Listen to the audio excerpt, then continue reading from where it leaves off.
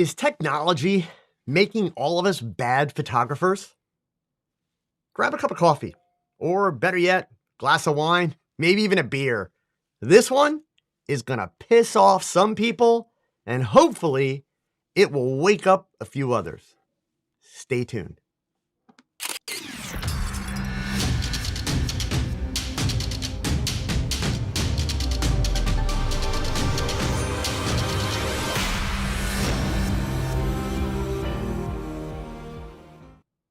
Hey gang, I am Joe Edelman, and this is The Last Frame, the only live show with a focus on the hows and whys behind making consistently great photographs.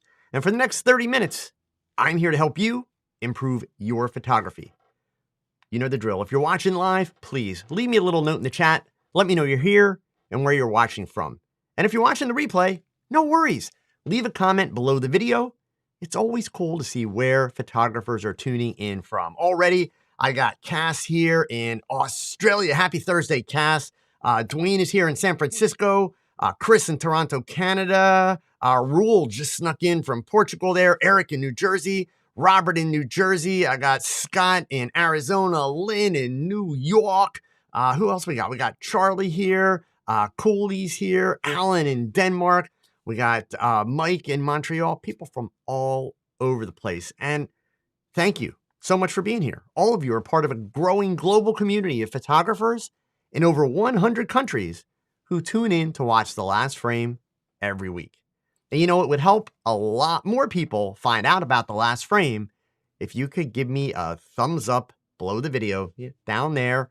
The more thumbs up, the more YouTube will recommend the show to other photographers. And of course, while you're down there, feel free to hit that share button. Let your photography friends know that we are streaming live on YouTube right now. Twitter, Facebook, fastest way to get the word out. And if you're a member of any photography clubs or groups, please let them know about The Last Frame. Don't keep it all to yourself. Photography is not a competition. It is a passion to be shared. So our topic for this episode is technology making us bad photographers? No.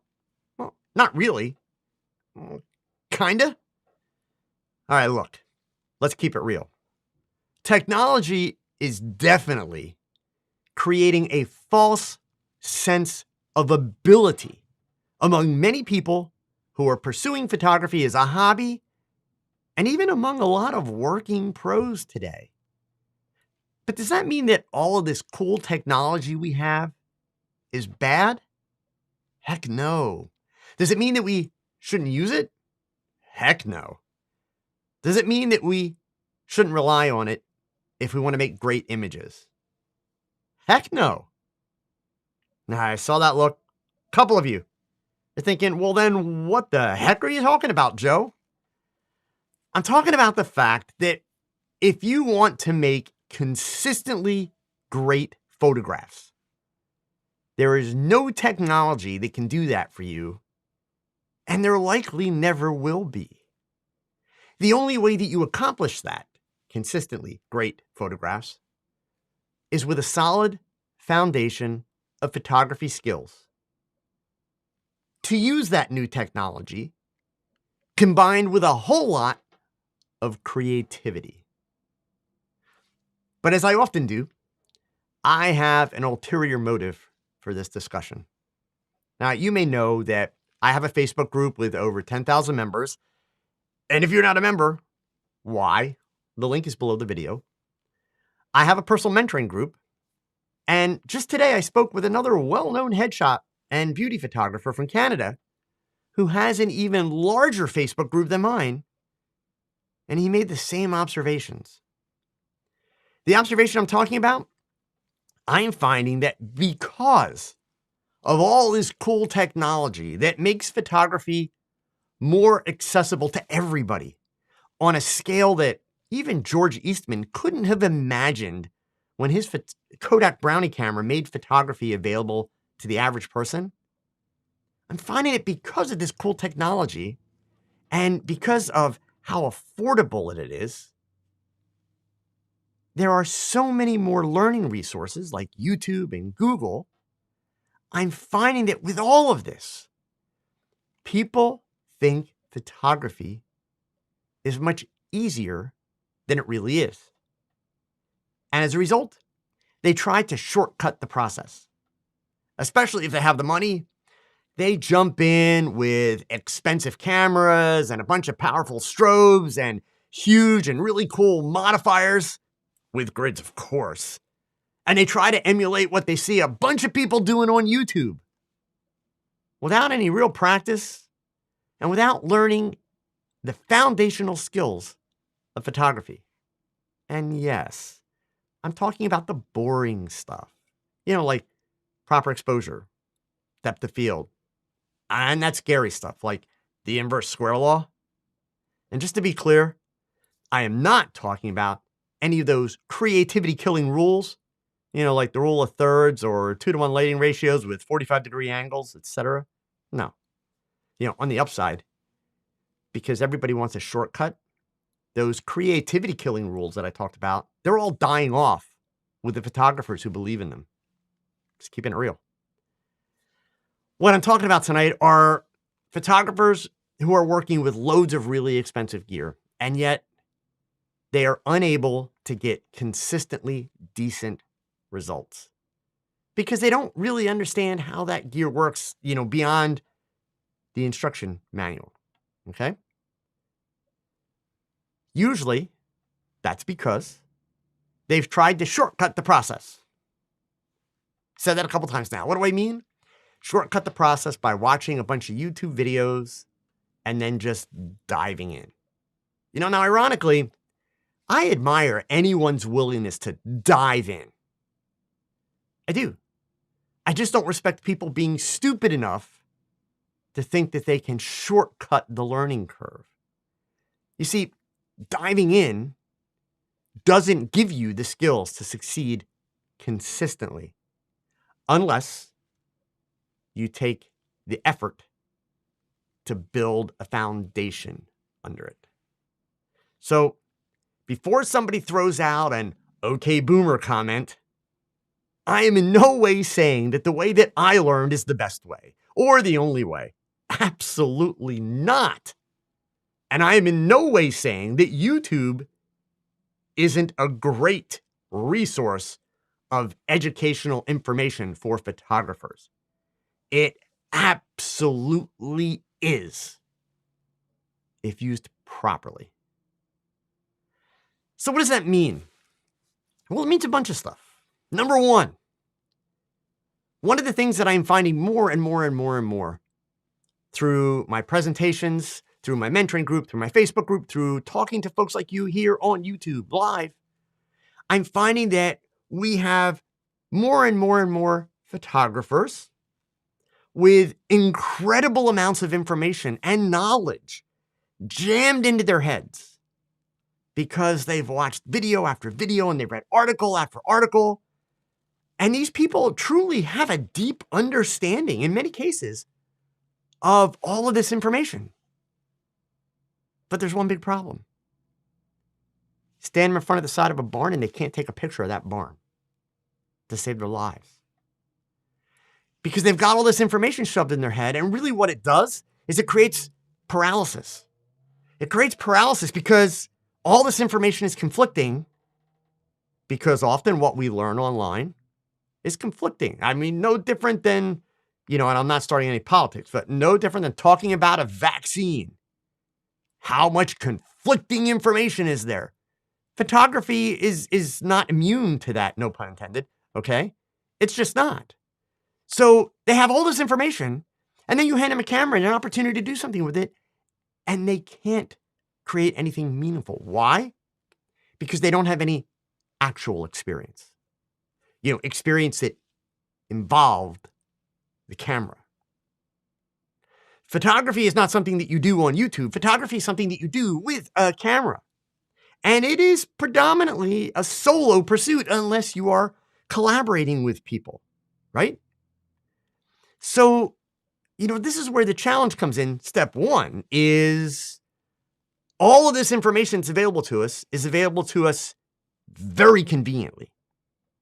On our phones, on our iPads, on our computers, you name it.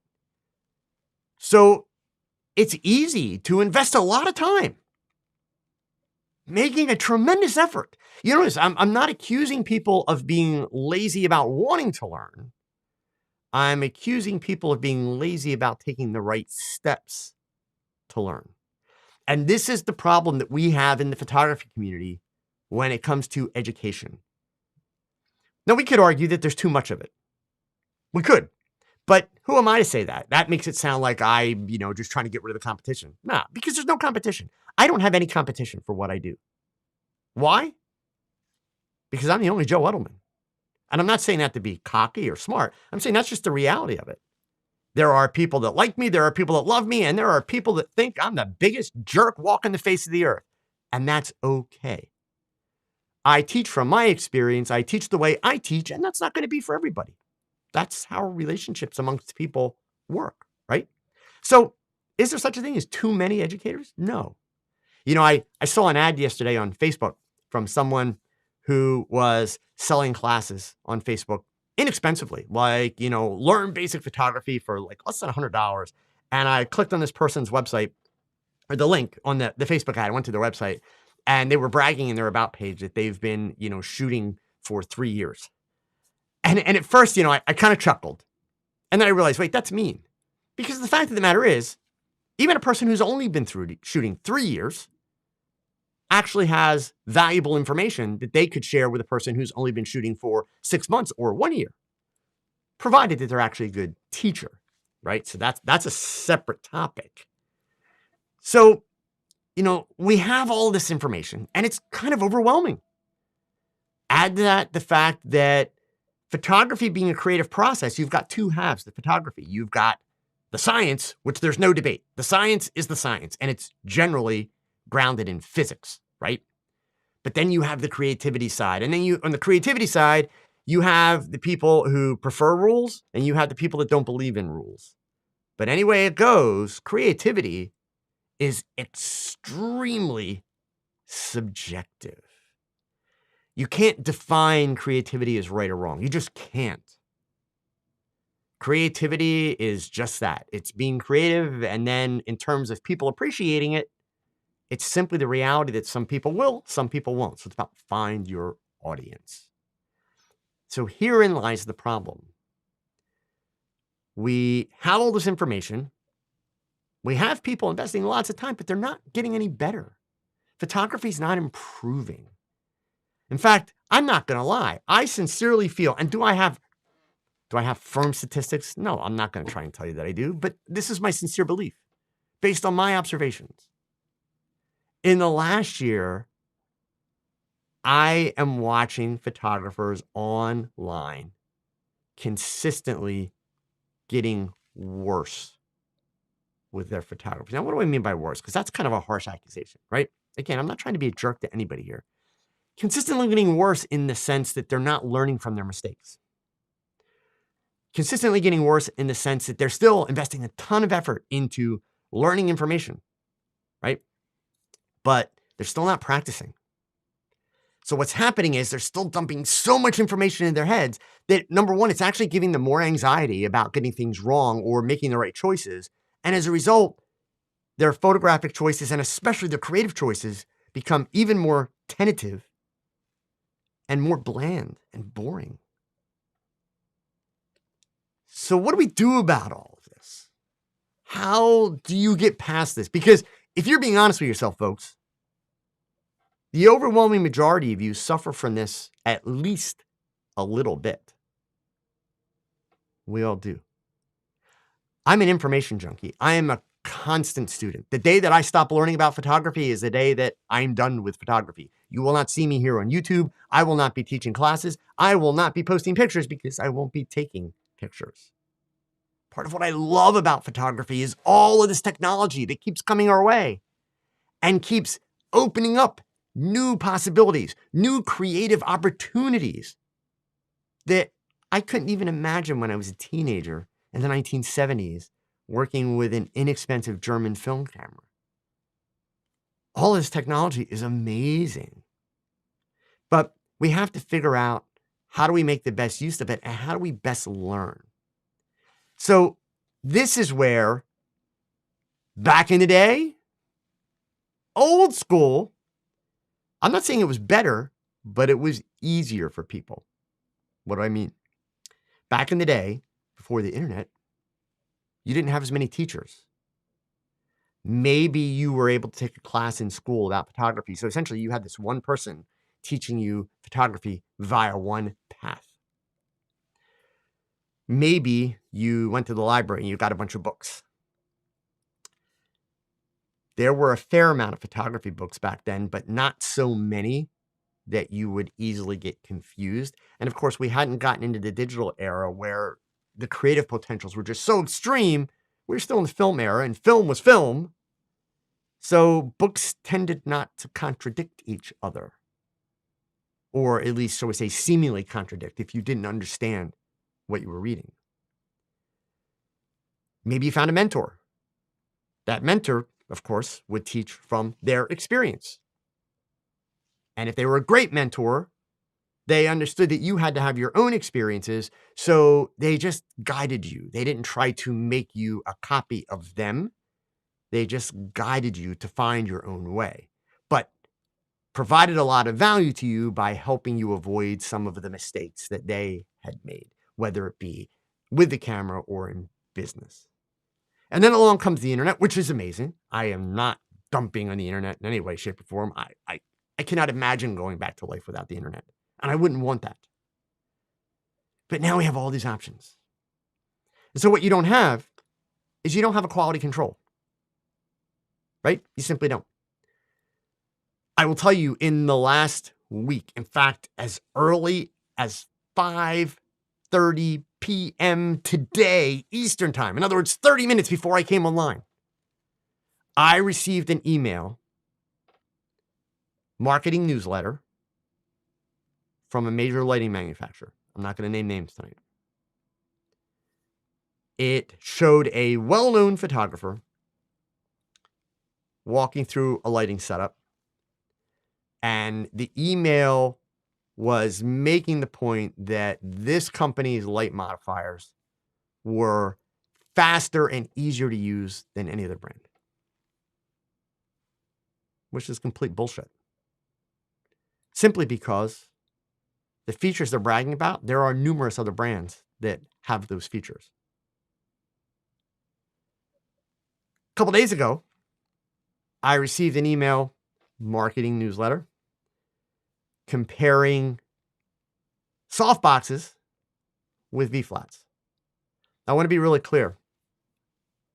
I know the inventor of the V-flat, the current V-flats that we all know about. He's a great guy. I love his product. He's been kind enough to give me a couple. But this video was bullshit. Why? Simple. Number one, it made an analogy that you get better color from a V-flat than a softbox. It made an analogy that you get broader light from a V-flat than from a softbox. So by default, it was pointing in the direction, without saying the words, that V-flat better than a softbox, which is bullshit. In some cases, is V-flat better? Oh, hell yes. In other cases, is it better? Oh, hell no. Sadly, in the course of that video, by a rather well-known photographer, who, by the way, is extremely creative in my books, demonstrated a lighting technique with the light source actually below the subject's eyes, below their face for that matter. As a result, all the shadows in the shot were coming from below. Shadows on the top side of the nose, shadows on the top side of the V-neck dress that she's wearing. Really crappy, unflattering lighting. I've had the honor of photographing the young woman who was in the video. I photographed her on stage for Olympus in Nashville, Tennessee, several years ago. She is gorgeous. These images that they show in this video aged her by about 10 years because of that lighting. And the correlation that was made between the softbox and the V-flat, anybody that understands the inverse square law and understands how light spreads understands that the reason why that happened was because the V-flat was open much wider than the diameter or width, width of the softbox. Meaning for anybody that doesn't understand the basics, but admires that photographer's work, they're going to run out and buy that V-flat because they think it's better. Now, are V-flats useful? Are they a great thing to have for people that want to do lighting and studio work? Yes, but they're not the end all and they're not the best form of lighting. So the problem that we have is we have a lot of education that's out there that is not thorough, that does not connect from that person to you and to the things that you're experiencing and to the things that you may or may not understand. And we have a lot of education that's being provided by manufacturers. I used to think that it was great that all these companies were pumping out video after video after video that show you how to do this, how to do that, how to do this. I was really stupid for thinking that. At first, my thought process was, yes, all this education, it's tremendous. It's wonderful. But that was somewhat naive. And I'm hoping all of you will stop being naive. It's naive because, number one, obviously, why is this company generating this education? Well, they're generating this education to sell more of their products. And that's a given. I mean, I understood that from the get-go, but I never paid a lot of really close attention to much of this education that's coming out. And didn't realize just how skewed it was and how vague a lot of it was in the sense that it leaves out a lot of other very, very useful information. If the company's making a really great product, then they should be bold enough and confident enough to show you the pluses and the minuses of using their gear, not just the pluses. Because the fact of the matter is, gang, there's no one piece of gear, whether we're talking camera, lens, lighting, it doesn't matter what. There's no one piece of gear that's perfect for everything. Photography does not work that way. It will never work that way. In fact, I said photography doesn't work that way. Strike that. Creativity doesn't work that way. No different than a carpenter has a lot of tools that they use to build. A mechanic has a lot of tools that they use to fix and repair. There's no one tool that does it all. Photography is no different. It's just not. So I always say any idiot can point out a problem.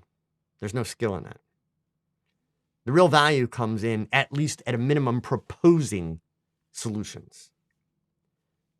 Here is my proposed solutions for you. The one is very obvious.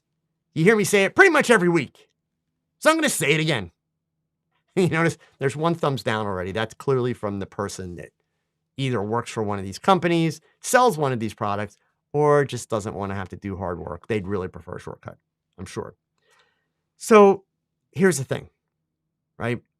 The obvious thing is, number one, you have to do more practice. But I'm also realizing as much as I say that, that actually doesn't help people.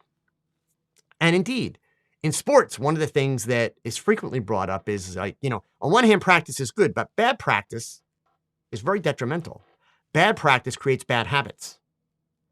Bad practice creates bad technique. The same actually applies to photography and photographers. So step one, gang, is like, my first advice is stop watching so many videos. If that means you stop watching me, then I'd be thrilled if you're actually picking up your camera. If you're going to stop watching me and go and watch somebody else that feeds you what you want to hear, knock yourself out. But I'll be talking about you forever because you're not going to improve your photography. It hasn't been working for you so far, right? The only way you improve your photography is by doing, by taking pictures and by failing. You have to be willing to fail. You have to dive in. You have to experiment, but then you have to take the time to learn from it. Not run to YouTube and see what some YouTuber says. That's not the way to do it. You've got to experiment and find the solutions. Now, what makes that experimentation easier? Is it a YouTube video? No. What makes that experimentation easier is learning the basics. Learning how proper exposure works. And let me be very clear. I am not talking about histograms. I am not talking about expose to the left or expose to the right, which is bullshit.